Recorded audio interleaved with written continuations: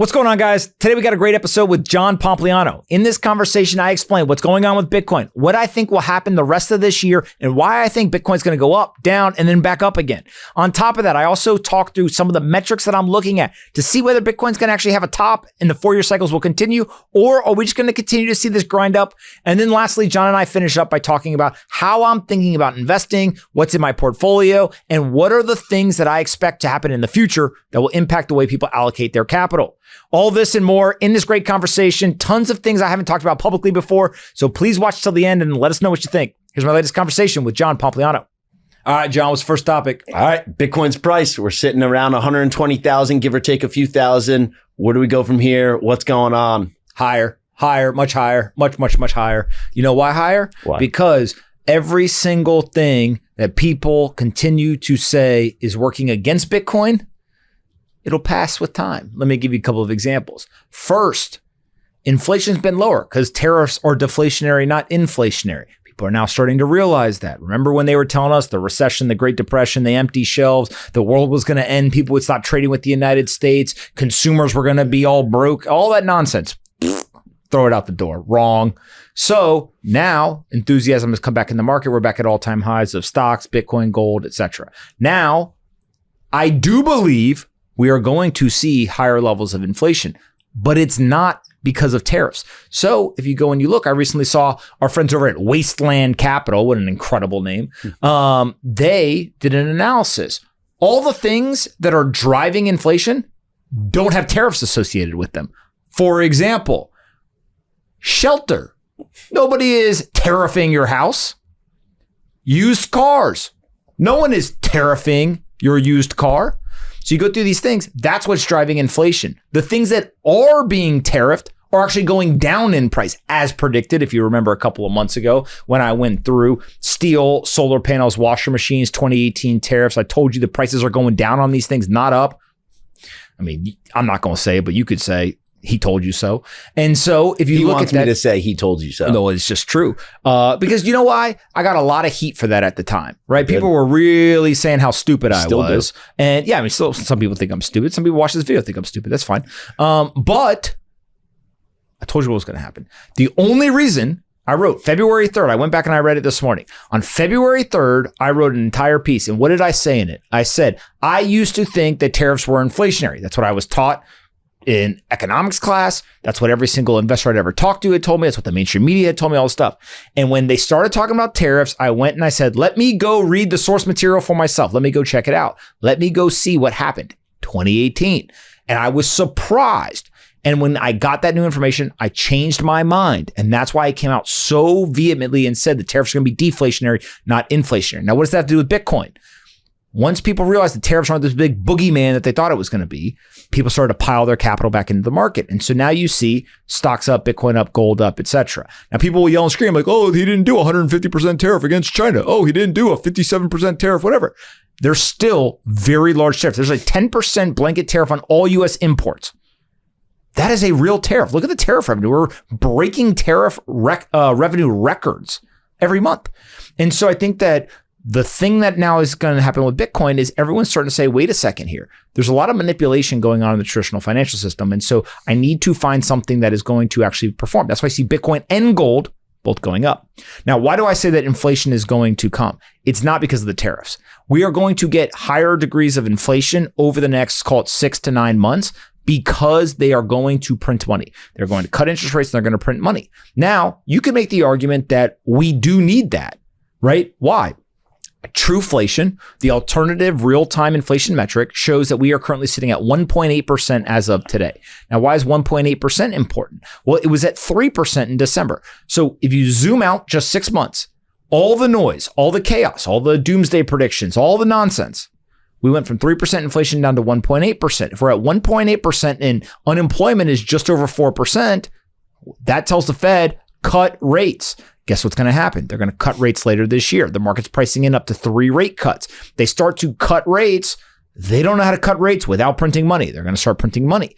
And so if you get rate cuts plus printing of money, guess what happens? You're going to see inflation start to tick up. Now, I don't think that inflation is going to go to 5 or 6% like all these people are predicting. I think inflation may go from the 1.8% that is the real-time metric today to maybe goes like 2.2, 2.3. Doesn't sound like that much, but it starts to be 20 to 30% increase from where we are today.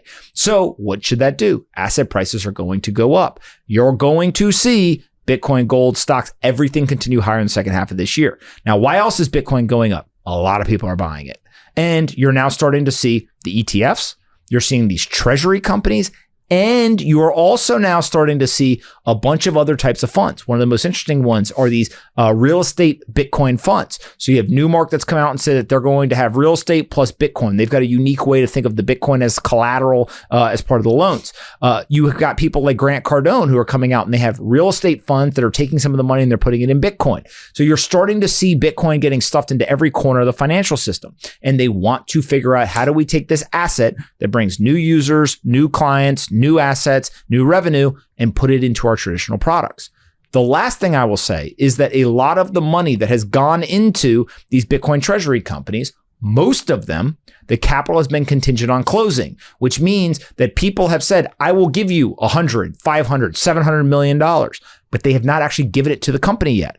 So if you go and you take a look at a bunch of these companies, for the most part, the funding is contingent on closing. Guess what's going to happen in the next 60 days? People are going to start closing.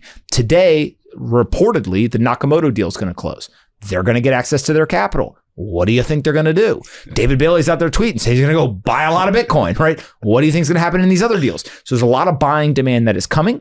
On top of that, what you are going to start to see is that the people who did buy Bitcoin and they were using certain capital, a lot of that capital was hedged, meaning people were going long the stock and they were short spot Bitcoin and they were trying to lock in the premium exposure. As those things get taken off, those hedges, you are going to see Bitcoin continue to rise in value. And so my prediction is the following, that we are going to see from our 120-ish thousand mark today, we're going to run in to the end of Q3, September. Why is September? When we get close to the end of September, you're going to have the options expirations all start to happen. There will be some volatility and likely potential downside pressure. Once we get, 7 to 10 days past that period, I could easily see mid-October, up only, baby, Q4, into November and maybe December. And here we go. So what you're going to see here is you are going to see the real start of what I would consider the second half of the bull market. It's going to start sometime either at the last 2 weeks of August or the first 2 weeks of September, sometime in that 4-week period. You're going to see a run up into the options expiration. You're going to see some relief that happens around the end of September, early October, and then you're going to see a much higher leg up in second half of October, November, and maybe even into December. And then where we go from there, I think, is a very interesting conversation, because I could see two different arguments. I could see, hey, 4-year cycles don't go away. There will be these drawdowns. It will be less volatile, meaning that you're not going to get an 85% drawdown. Maybe you get something more like a 50% drawdown in the bear market. But I also could see an argument where you are going to actually watch Bitcoin continue to kind of grow at this 45-degree angle, which has been happening since the ETFs got approved. And if that is true, that means that we now have broken the 4-year cycles. We have this persistent bid, and you should see Bitcoin continue to kind of grow in value. Now, the reason why I say either or, I don't have a strong opinion about that yet. I think we need to see more data to understand how parabolic is the move in the second half of 2025. If we get a lot of kind of explosive growth and it looks more like a parabolic move, then I would expect at some point us to get overvalued, overhyped, right? There's too much frothiness, and then you'll get somewhat of a larger correction because you need to get rid of that frothiness. If we continue this kind of grind up, which is kind of crazy. If you think we were at $70,000 on November 1st last year. So we've ground from $70,000 to $120,000, $50,000 per Bitcoin increase in price in less than a year. So if we continue this grind up, then you never get the frothiness. You never get the, exuberance and enthusiasm that then would create the scenario and environment to then get a big correction. So I don't know. It's like, what's which way, Western man?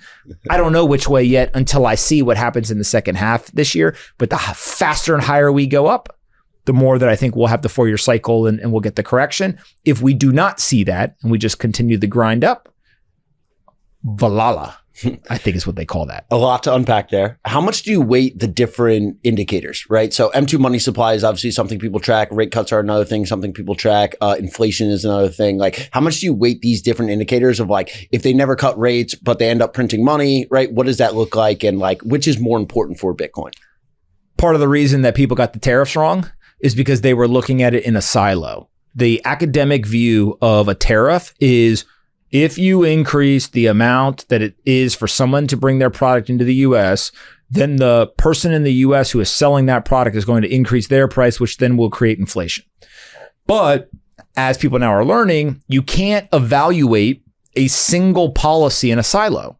There's the world. It's a complex economic machine. So for example, if you went back and you looked at the China tariffs, what you saw was actually there was only a 4% increase in the price of Chinese goods in America back in 2018. Why was that? The tariff was like 25% or something, right? Well, what happened? All these different people along the supply chain ate a piece of the tariff, so the end consumer was only 4%. So the second you realize that, you say, oh, this isn't an academic exercise, this is a real world analysis. And so the same thing then starts to say, well, what if consumers shift their behavior? What happens if interest rates are moving at the same time? What happens if they're printing money? What happens if there is some sort of technology advancement that actually brings down the cost of the product, even though there is a tariff? Let's say TV prices are crashing, but there's a tariff in place. What if the demand for solar panels is so exponential that people aren't going to stop buying the solar panels regardless of what the tariff is? And then all of a sudden, the next president comes in and he changes the tariff on Chinese-made solar panels from 25% to 50%, right? It's a big, complex economic machine. So go to Bitcoin. There's not one single indicator. You can't just look at money supply. You can't just look at interest rates. You can't just look at, let's say, hash rate. You can't just look at OTC or exchange, number of Bitcoin available. You can't just look at social enthusiasm and like the social chatter. All of these things are data points. And part of what makes it difficult to be an investor in a very dynamic world like Bitcoin is if you are going to try to choose when to buy or sell, then you are going to have to constantly take in all these data points, synthesize them, and make decisions. It's very, very difficult. That is why the people in Bitcoin who have simply dollar cost averaged into the asset and said, I'm never selling, have done the best because they're just, it doesn't matter what the data says. I'm going to keep buying this thing. And as long as it goes up over the long period of time, I'm going to be okay. So if you say to me, though, what are some of the data points that I think are most interesting to pay attention to? Maybe the data points that I would put more weight on, given their historical relevance. M2 money supply is obviously very important. Sam Callahan and Lynn Alden did a fantastic study, I think it's probably a year or two ago, where they went and they looked at the sensitivity of all of these different assets to global money supply growth. And what they found was Bitcoin was the most sensitive. So when global money supply grows, a lot of assets go up: Bitcoin, gold, stocks, real estate, etc. But Bitcoin goes up the most. It's the most sensitive to that growth. I don't think that has changed. And so if money supply continues to grow as it has been, I would expect Bitcoin to follow that. Now, is it a perfect, you can pinpoint where it's going to go from a price standpoint? Maybe somebody can. I can't do that. I just look at direction. The second data point that a lot of people don't usually talk about, which I think is pretty important, if I remember it correctly, it is the 200-week moving average crosses the previous all-time high. So the previous all-time high was $69,000, right? In the last, in the 2021 cycle. The 200-week moving average has been moving up. Last time I looked, it was somewhere around like $55,000. So in past cycles, a great top signal has been whenever that 200-week moving average crosses what would be $69,000. Now, again, it goes back to, that doesn't mean it's going to work this time. Doesn't mean there's going to be a top. It may just grind up all that stuff. But I think that's a very interesting data point I don't hear a lot of people talking about. Another data point that I usually like to take a look at is I actually put a lot of weight on the social conversation when you start to see people who historically have been bearish capitulating. So the second that I see people who have been like anti-Bitcoin or maybe even like cautious, and all of a sudden they flip to exuberance, I get very nervous. And historically, I've not sold in those times, but I've started to maybe, hey, in general, I should slow down investing. You know, people forget, and you can go look this up online. I published it publicly. November of 2021, I wrote a letter to all of the LPs of their capital. I was managing in a venture capital fund at the time. And I said, I'm returning all the uninvested capital. November 2021, top of the market, right? I mean, I couldn't have I nailed it to the month. I didn't sell anything. Dumb me, right? I'm not the smartest guy in the world, right? So I don't really get credit for feeling like this is crazy, right? But I started to realize this is really hard to deploy capital in this environment and make a lot of money, right? Now, in hindsight, if I was smart, I would have also sold a bunch, whatever I could have sold, right? Because it was top of the market and you could have bought back lower. So I think that what you're looking for is, again, a couple of data points, and with Bitcoin specifically, global money supply, and then this 200-week moving average that crosses over the previous all-time high, I think are two like pretty important data points.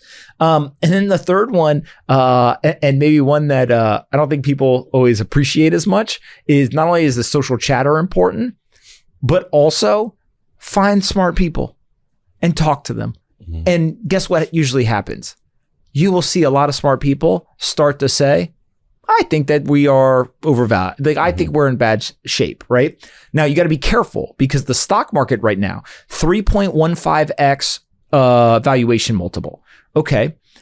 That's the highest in history. There's a lot of people saying the stock market is overvalued. This is the worst overvaluation we've ever seen, blah, blah, blah, whatever.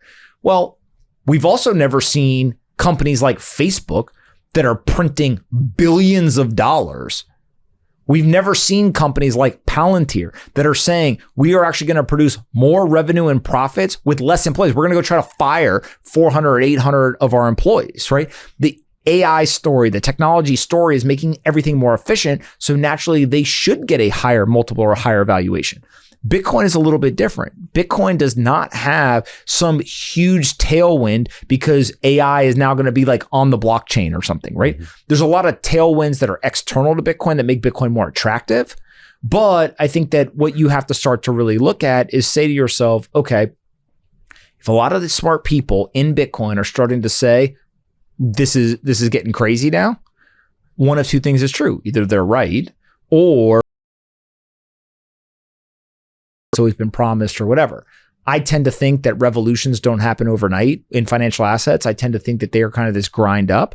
And I think what you're seeing now is that that's pretty much exactly what's been happening is Bitcoin has just constantly got this bid, and you see it. 401ks, those are coming. $8-9 trillion. Now we're going to be able to be put in Bitcoin. You obviously have the ETFs. You're going to have billions of dollars coming in from the Bitcoin treasury companies. I expect full well that the Harvard endowment, which bought over $100 million of ETF exposure, a lot of various endowments, hospital systems, insurance companies, private foundations, they're all saying to themselves, well, wait a second. I don't need to invest in these crypto funds anymore. I can just go buy spot myself, right? Maybe we should make it a 2% allocation in our portfolio. All of this is persistent bids on the asset. And so I think that is where you start to really just pay attention and say, these are the data points that are driving me to say Bitcoin is going higher over the next, 5 months or so. Yeah. One of the things that you mentioned that I've always found fascinating about Bitcoin specifically is it's one of the first technologies in my time that I've seen so many people that are considered smart, right, have different views on an asset class, right? Gold is normally like everyone knows what gold is. Everyone knows it will probably go up over time. It's sound money, whatever. But Bitcoin has so many people on both sides of the fence, and we're still kind of playing this game to figure it out. One of the things I want to talk about is that 0 of 30 bull market indicators have been hit, but it seems like we're in a bull market. It feels like we're in a bull market, both on a technical basis and then also like a vibe basis. 0 of 30 bull market top indicators has been hit. So yes, we are in a bull market, which is what you feel, what you see, the price, the enthusiasm, all that stuff. But those top indicators, none of them have been hit yet. Now, how much credit do you give each one? What's the importance? People are going to all have different things they want to look at. I told you, what I like to look at. But I don't think you got to hit all 30 of them, right? But if all of a sudden you had 10 or 15 of them, that's a little bit, you're closer to the top than you were before, right? And so I think that, it's just this very interesting market change where, I mean, look, Bitcoin is at $120,000. I don't see, outside of financial television, I don't see the mainstream media talking about Bitcoin. You know, we've seen CBS News recently did a piece on like the Bitcoin conference. We've seen, every now and then there's kind of a story. It's more of like a human interest type story, whatever, but you don't see the like frothiness, right? You don't have people from high school texting you being like, yo, your barber asking you, you got some of them coins, you got some of them Yeah. coins, right? Like, if you think back to 2021, I mean, I told a story before, right? I was at dinner with a very well-known investor. I got in the car in December of 2021 and Polina was with me. Today's episode is brought to you by Simple Mining. Have you ever been interested in mining Bitcoin? As a miner myself, I've been using Simple Mining for the past few months, and the experience has been nothing short of seamless. I mine with the pool of my choice, and the Bitcoin is sent directly to my wallet. Simple Mining, which is based in Cedar Falls, Iowa, offers a premium white glove service designed for everyone, from individual enthusiasts to large-scale miners. They've been in business for 4 years and currently operate more than 20,000 Bitcoin miners, including mine. Their electricity is over 65% renewable thanks to the abundance of wind energy. Not only do they simplify mining with their top-notch hosting and on-site repair services, but they also help you benefit financially by running your operations as a business. This approach offers 100% bonus depreciation to optimize the profitability of your investment. Do you ever worry about the completion of maintaining your mining equipment? They've got you covered there too. For the first 12 months, all repairs are included at no extra cost. If you experience any downtime, they'll credit you for it as well. And if your miners aren't profitable at the amount, simply pause them with no penalties. When you're ready to upgrade or adjust your setup, their exclusive marketplace provides a seamless way to resell your equipment. Join me and many satisfied miners who have simplified their Bitcoin mining journey. You can even get started today with a 7-day miner trial. Visit simplemining.io/pomp to get started today. That's simplemining.io/pomp to get started today. With Simple Mining, they make it simple. Today's episode is brought to you by Zappo Bank, where eligible members can unlock the power of Bitcoin without selling it. Need cash fast? With Zappo Bank's Bitcoin-backed loans, you can access 40% of your Bitcoin's value, borrowing as much as $1 million for a full year with low interest rates, zero fees, and no early repayment fees either. Now here's the best part. You keep your Bitcoin, meaning you get to watch your holdings grow as the price of Bitcoin increases. Whether you're looking to buy a house, fund your child's education, or seize an exciting investment opportunity, these loans give you the flexibility to access cash without selling your Bitcoin. Unlike traditional loans, Zappo Bank's Bitcoin-backed loans have no minimum repayments, no early repayment penalties, and the flexibility to settle your loan in USD or Bitcoin whenever it suits you. It's liquidity entirely on your terms. Zappo understands the unique needs of Bitcoin holders. That's why they have developed a product designed specifically for you. With over a decade of experience in the Bitcoin space, Zappo Bank has been a trusted partner for those looking to make the most of their Bitcoin while keeping it safe. Your Bitcoin stays safe in your vault, untouched, never lent out, and secured in a global network of military-grade bunkers with cutting-edge security technology. Head to zappobank.com/pomp to learn more. That's XAPOBANK.com/pomp. Go check them out at zappobank.com/pomp today. And the Uber driver got to a stop sign or a red light, and he switched from the Uber app to what I eventually realized was Robinhood. And I asked him, I was like, oh, you like do investing? Remember, it's like 11 o'clock at night, right? And he goes, yeah. I started getting into investing recently. I said, oh, cool. What do you invest in? He was like, right now I'm looking at Dogecoin. And I was being like, got it. Like the Uber driver is, putting some money into what are kind of further out on the risk curve. And again, it's just like that stuff will happen as we get deeper and deeper into the bull market. Now, one thing we could talk about, which I don't know if it's on your list of things to discuss or not. You want to talk about Ethereum? Yeah, let's do it. A lot of people very bullish on Ethereum, right? Before all the Ethereum folks come after me and try to put my head on a stake. Be careful. Bitcoin folks are probably coming after you too. I that's fine. I'd sit in the middle. I started out mining Ethereum, Ether. I think I was mining somewhere in the like $6 to $8 range. It's like $4,000 now. Like that would have been a lot of money. I was dumb. I sold most of it, or all of it at the time at $150 or some crazy number, and then eventually tried to like make up for my mistakes, all stuff. But I think that there is this narrative that Wall Street is going to put on an asset which will lead to some flows. But there's one thing that Wall Street has historically shown that they do not understand, which is the disruption via innovation of technology. And I think that's what we're watching play out here.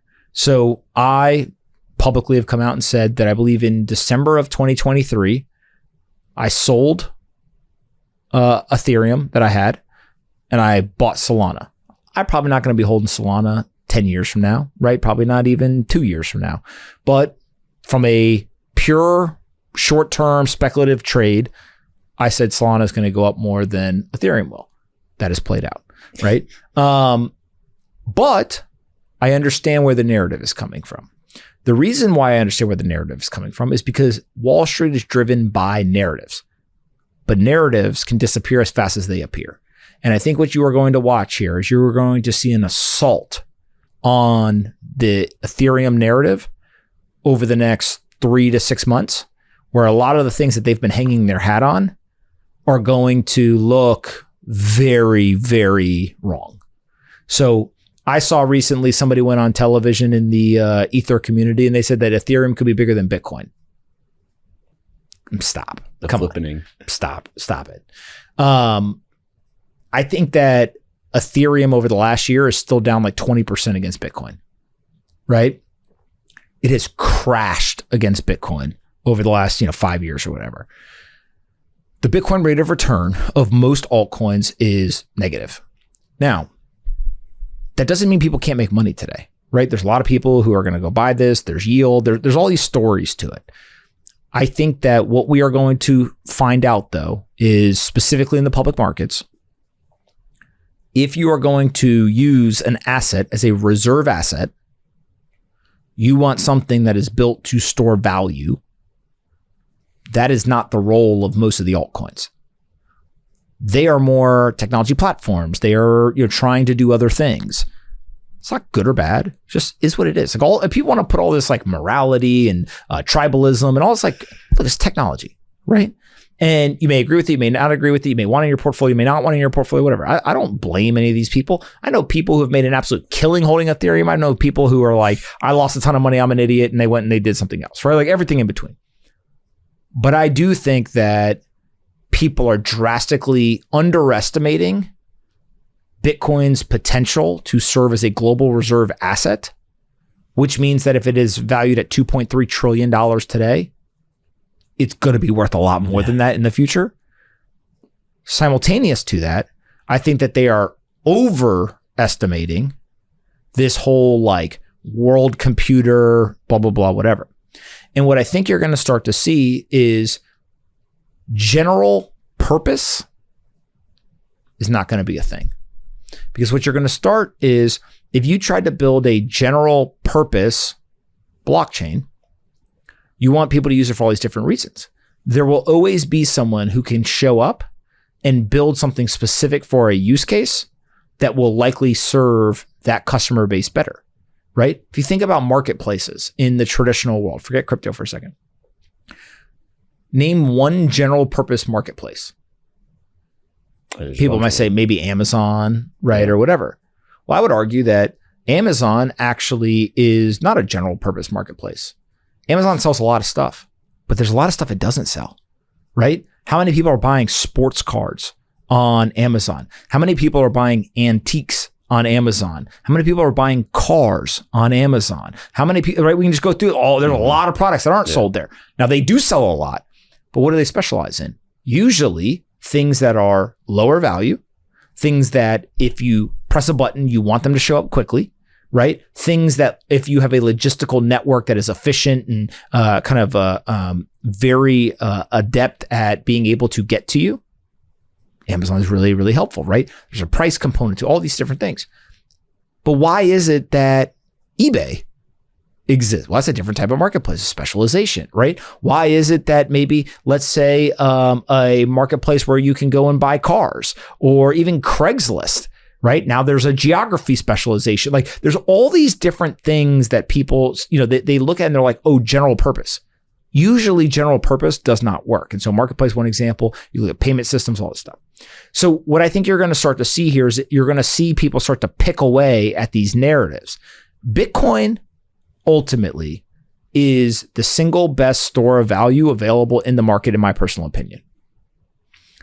Could it become a currency one day? Maybe, right? But right now, it's a great store of value. Bitcoin rate of return, right? If you denominate your investment portfolio in Bitcoin, it is very difficult to beat Bitcoin. Some people can do it, but that is Bitcoin's, narrative. That is why Bitcoin is very successful. It's got a very clean, clear, concise story. If you look at right now what some of the enthusiasm around, let's say Ethereum is, and some of the other altcoins, but Ethereum in particular, stable coins. Tether, a lot of activities happening on Tron. I don't see a lot of people being like, let's go buy Tron because it's really, Tether's really popular there. Mm-hmm. So why would you then go buy Ethereum because stablecoins are supposedly going to be popular there, right? The thesis should apply in both cases, right? But if you're like, oh, well, we don't like the Tron thing, then why would you like this one? So I think that's one whole thing. The other thing is that there is going to be an absolute assault on Ethereum coming from stablecoin specific blockchains. These are blockchains that are purpose-built for stablecoin usage. Now people will say, well, I don't think that's going to be successful. Let's see. I've been doing a lot of work looking into these. There's a couple of them, right? I don't know if they're going to work. Pretty interesting though. Pretty successful teams, the right people backing some of these. I think that's going to be a narrative that people need to pay more attention to. Then you look at something like yield. Okay. Well, if people want yield connected to quote unquote crypto, all of a sudden, Strategy just released something that pays 9% annual yield. How many staking platforms give you more than 9%? Not many. Okay, right? So you start to see where you're getting all of this fractional kind of interest, energy, attention, etc. Now, bring it back. I'm not saying that somebody should buy or sell something. I'm not saying that something is good or bad. What I'm calling out is that whenever I see this very rapid shift in a narrative, I immediately say to myself, is the underlying technology, network, statistics, users, transaction volume, is it changing to warrant that rapid change? I don't see it. By the way, I don't have skin in the game. I'm not short and I'm not long. I'm merely a market commentator. So maybe I'm wrong, right? I'm not going to get punished if I'm wrong. I'm not going to be rewarded if I'm right. But very quick look, I think that a lot of the enthusiasm and the narrative shift, I just don't see what is supporting that other than, okay, the Bitcoin thing worked. What's the next biggest one? It's what's the silver to the gold. By the way, worked out pretty good for silver. Right? Still working out. It 100% could work. So then if you go further down the line, there's a lot of chains that are trying to figure out what is their thing. Mm-hmm. Should we be general purpose or should we be specific? And I think that's part of what the market has to figure out here, because as the technologists figure that out and try to find product market fit and start to get usage, et cetera, then you're going to start to see, think about it. We have a TON coin treasury. We have a BNB treasury. Tron, I believe is going public in the United States, right? You go through all of these, this is going to happen whether Bitcoiners like it or not. The question becomes, what's going to happen to these things? Are they going to be successful? And the market will decide. The market is ultimately going to be the referee here. And I find it fascinating that in order to do these, somebody had to raise the money. So somebody's given them the money. Let's see what happens.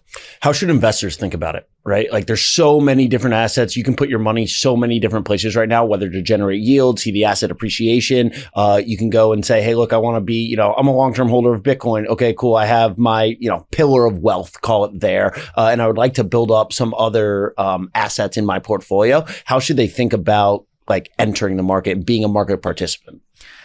It's nearly impossible to describe, one size fits all. I think a lot of it really depends. Look, I'll explain for maybe how my mind has changed over time. Don't think it was a secret that, 7-8 years ago, I didn't have a lot of cash. I had a lot of Bitcoin on a percentage basis. It was, hey, look, I like the Bitcoin thing,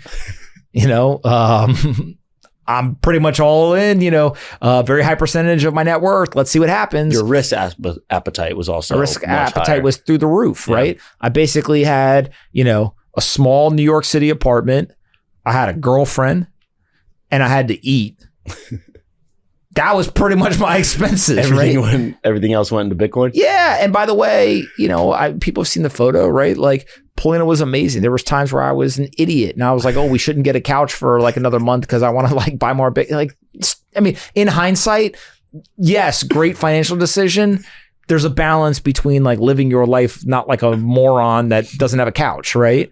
So, but when you're young, like you kind of, it would have been nice to have the couch, but like you kind of don't care, right? You're like, this is like more important.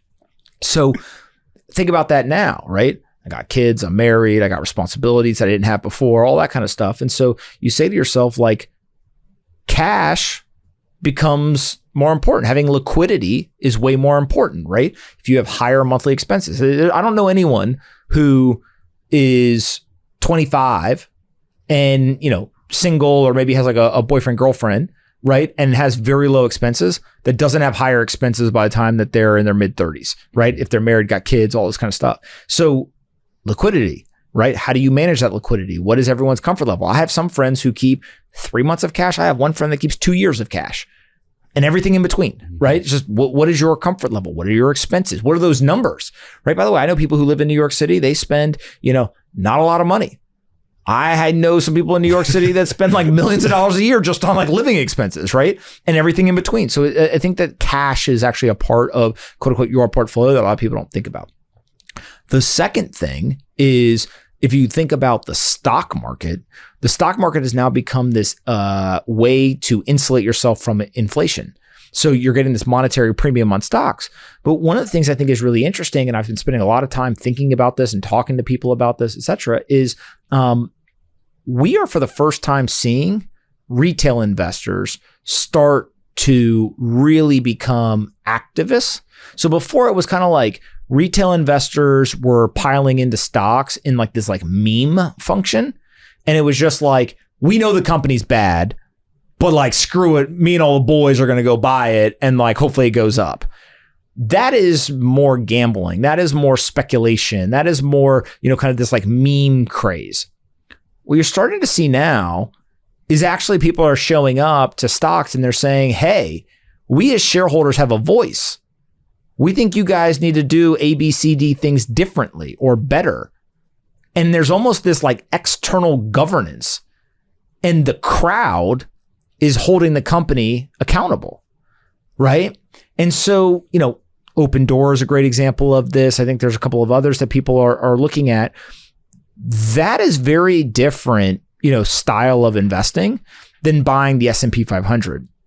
And so, one of the things that's got a lot of attention in the stock market is that the S&P 500, the top 7 to 10 stocks are dominating all the returns.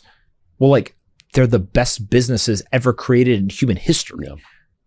Just look at the operating leverage and just the scale and the growth, right? And it's incredible what they have built. They probably should be dominating the returns, right? There's nobody else like them. And so I think that is, another part that people are trying to figure out is like, is it a Mag 7 story or is it like a US stock market story? I recently wrote about, I found it very interesting. In 2000, Catherine Boyle from A16Z pointed out that 3 out of the 10 largest companies in the United States were American. Today, it's 8 out of the top 10. And then also, I believe now 22 of the top 25 largest companies in the US today are American as well. Wow. So this has been a American-led technology revolution where the American capital markets, American entrepreneurs, and American innovation has really driven a lot of growth. And so one of the arguments that people have is like, well, emerging markets will catch up. Emerging markets, like a mean reversion will happen, and you'll see that. I'm not so sold on that. Right? Yes. Are there companies around the world that will do well? Of course. Right? I mean, one of the funny things that happened in the last 2 or 3 years is like German defense stocks exploded.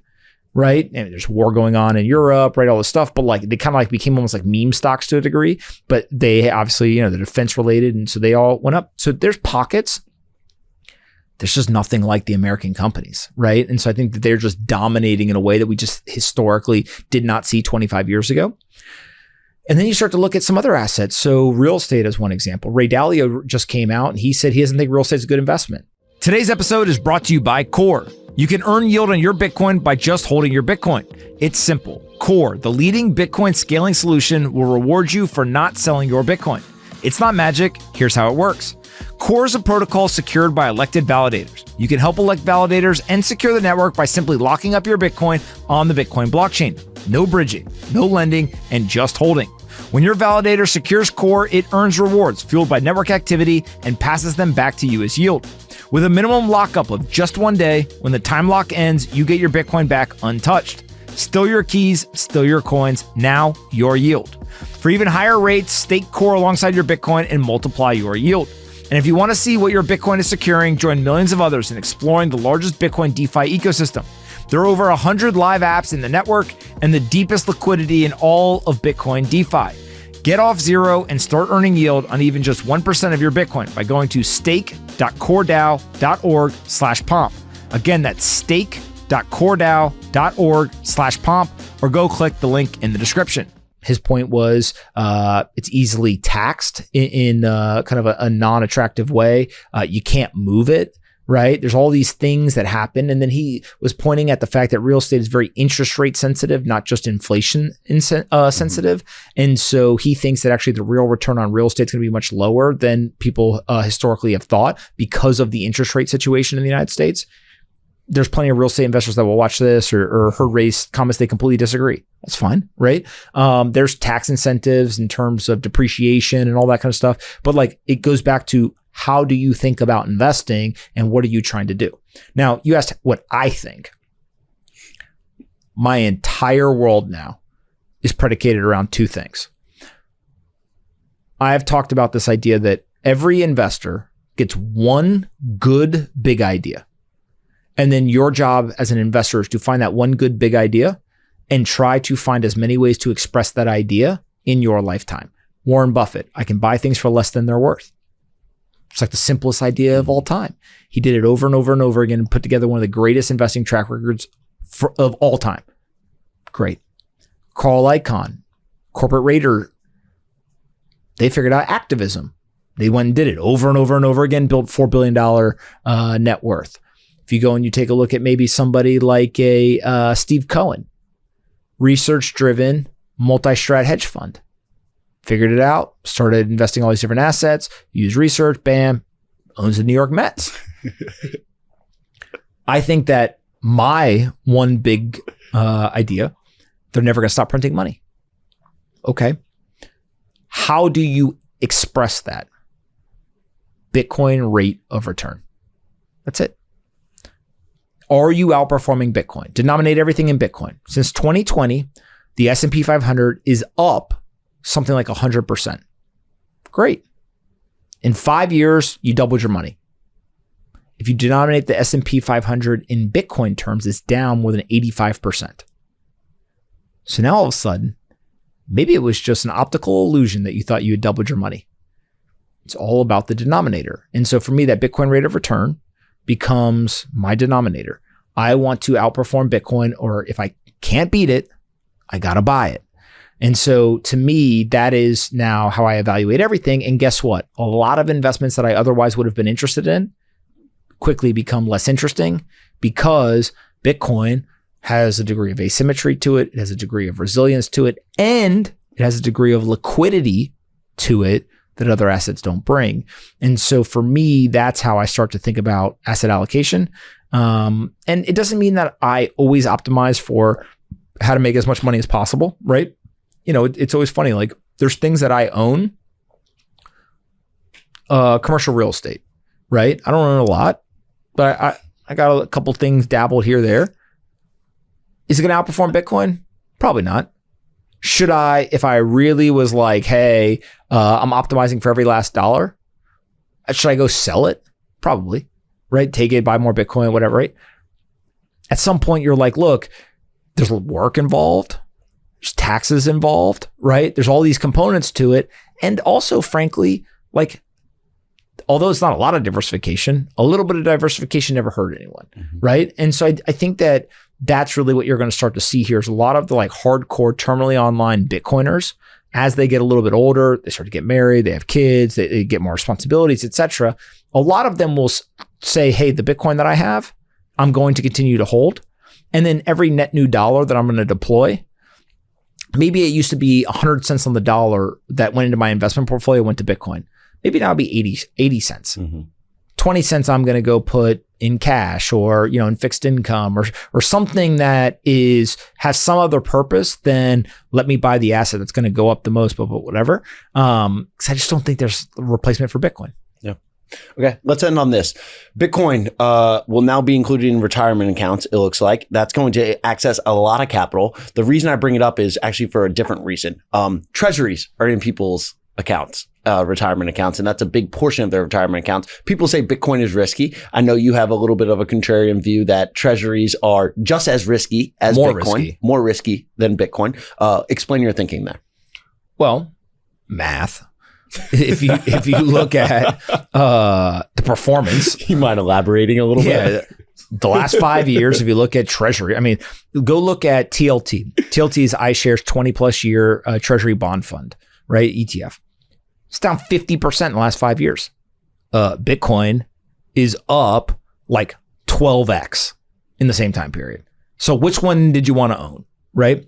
Now, why is that? Well, one has a structural tailwind, Bitcoin, and one has a structural headwind, treasuries.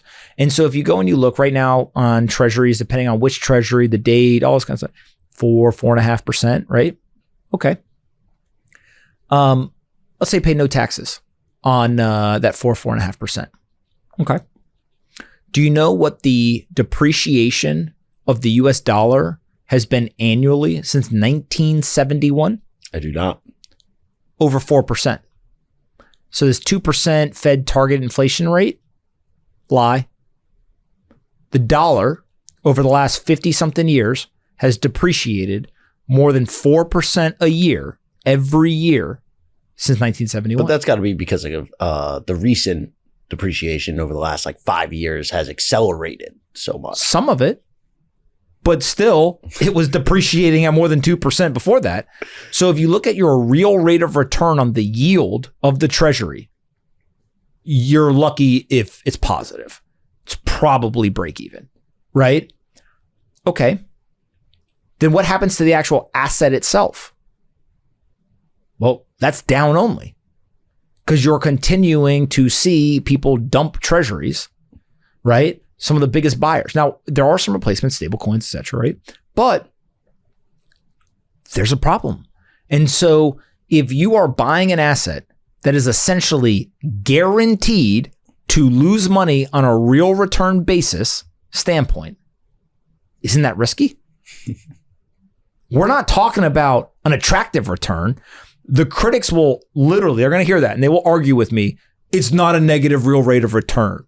It's flat to slightly positive. Okay, let's say that you're right. You're not, but let's say you're right. Do you hear what you're saying? You're arguing with me over whether it's actually a negative rate return or if it's a 0.5% positive return. Take that whole argument, throw it in the trash, right? It's risky. And so it goes back to who is claiming something is safe. It's the people whose job is usually don't get fired. Again, they have a fiduciary responsibility, all this stuff, right? So I don't blame the people. It's a system that they operate within. Show me the incentive, I'll show you the outcome. I think that having the old 60-40 portfolio is highly, highly more risk than people will explain. 40% of your portfolio are usually in assets that are guaranteed to lose value over time. So I think that there's a modern 60-40 portfolio. 60% stocks, 40% Bitcoin. Drop the bonds, buy the Bitcoin.